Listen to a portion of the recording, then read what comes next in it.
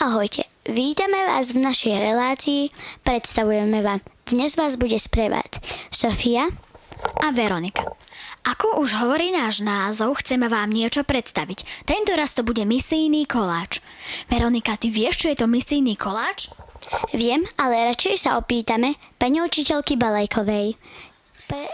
Misijný koláč je akcia, kedy naše deti, rodičia a učitelia spolu s deťmi v októbri pečú koláčiky a potom ich vo vestibule predávajú.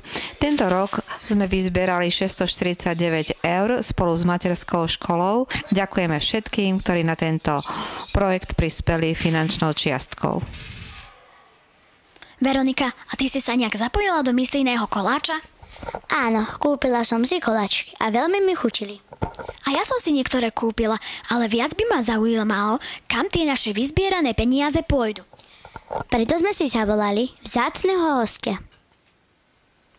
Vítame medzi nami sestru Janu Uršulinku. Pochválený bude Ježiš Kristus. Na veky amen. Sestra Jana, ako sme sa dozvedeli, boli ste sama osobne v Afrike.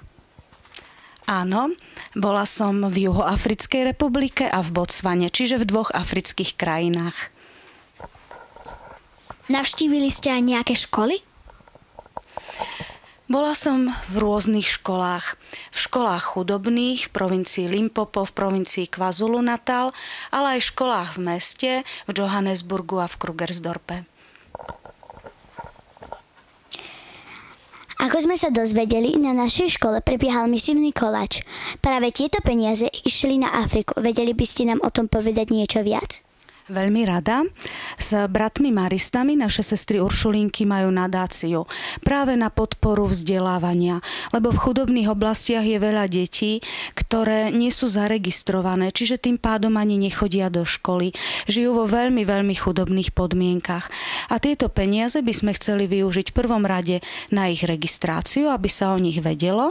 Takisto na potom, keď budú zaregistrované, aby mohli mať uniformu, aby sme mohli zaplatiť poplatky do škôl a takisto, aby mali aj na nejaké tie raňajky a večeru. Aké sú deti v Afrike? Také ako tu. Veselé, zvedavé, ale veľmi veľa som videla deti, ktoré sú smutné. Zvlášť deti, ktorých rodičia zahynuli, ktoré sú siroty, deti, ktoré nemohli chodiť do školy, deti, ktoré nemali dobré podmienky na bývanie. A tieto smutné oči týchto detí mám stále pred sebou. Čo sa vám najviac na Afrike páčilo? Určite ľudia. Získala som veľa nových priateľov, veľa nových a obohacujúcich vzťahov a zvlášť v oblastiach, ktoré sú tzv. Chudobné oblasti. A potom, čo bolo také pre mňa veľmi milé, krásna príroda a hlavne teplé a zakvitnuté Vianoce. Ďakujeme za rozhovor. Veríme, že sa vám misijný koláč páčil. Dúfam, že sa na budúci rok zúčastníte všetci. Sme radi, že týmto môžeme pomôcť našim malým kamarátom v Afrike. Ďakujeme za pozornosť. A tešíme sa na vás na budúce. Ahojte!